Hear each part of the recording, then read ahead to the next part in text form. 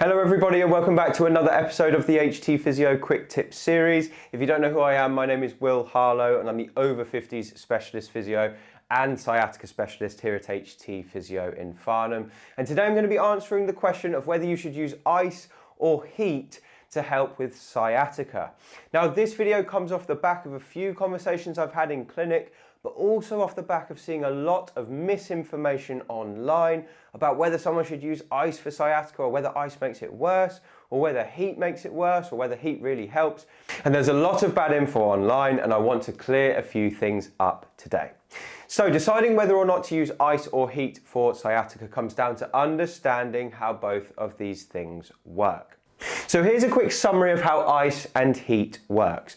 Basically, in a nutshell, ice is used to reduce blood flow because it shuts down the blood vessels around an area, and heat is used to increase blood flow, so it opens up the blood vessels around an area.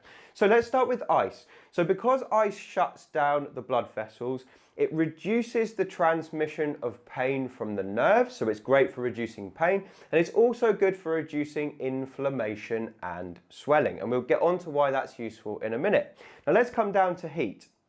So heat increases blood flow, which improves healing, so it can speed up healing of stubborn to heal structures or structures without very good blood flow, and it also improves movement because it increases blood flow to the muscles, which means they loosen up, which means you can move. Now from this couple of points here, you can see that ice or heat could be beneficial for sciatica, but it would depend on the person. So there's no real right or wrong when it comes to sciatica, and someone saying that heat's going to make it worse or ice is going to make it worse is not really accurate at all. So it's misinformation if someone's told you it's going to make it worse. Now, I'm going to discuss who ice might be suitable for and who heat might be suitable for now when it comes to sciatica. So if you have sciatica caused by a back problem, like a disc injury or spinal stenosis, you might find that you also have back pain and stiffness. So if that is the case, the thing that might work best for you on your lower back is heat. Now heat is going to be good for many people on their lower back because it's going to reduce that stiffness, which means they can move a bit better.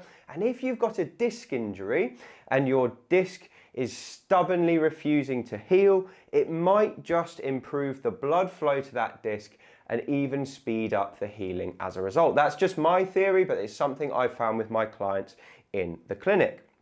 Now, if you were to use ice on your back, nothing bad would happen, but what we tend to find is that the cold shock on the lower back can increase the stiffness, decrease your range of motion, which means you can't move as well, and movement is key to fixing problems in the lower back. So I tend to not recommend people with sciatica use ice on their back, even if their back is very painful. Heat will also help in some cases with the pain. It won't make the pain worse. It's not the direct opposite of ice.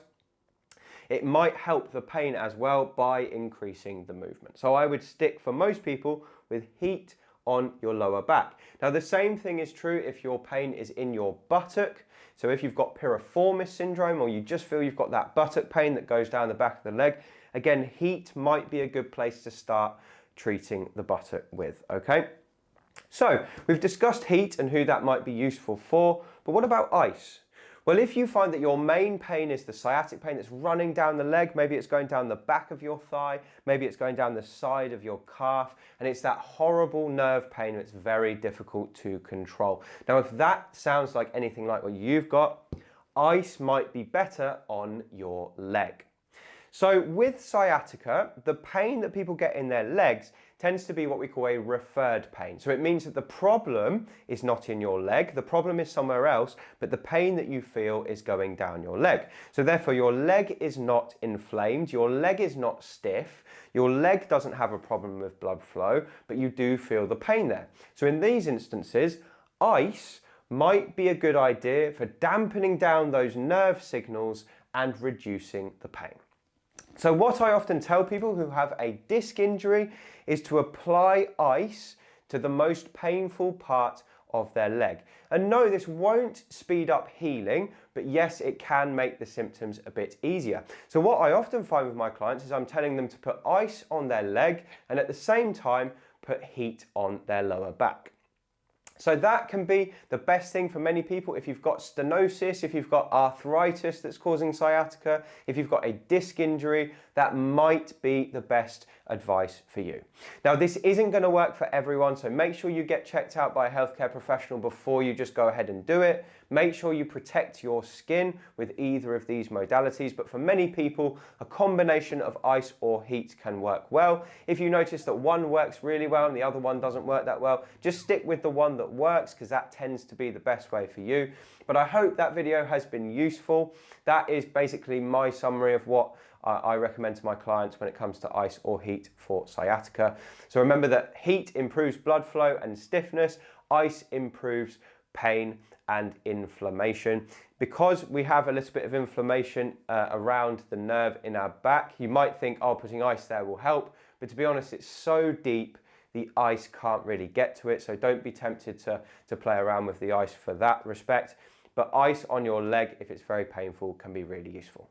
Anyway, that's all I've got for you today. I hope that's been useful. If you have found it useful, please do leave a comment below and subscribe to the channel. And if you want to get more from me, you can pick up a copy of my book. It's called Thriving Beyond 50 and you can find it on Amazon using the link below. Anyway, thank you for watching and I look forward to speaking to you on the next one.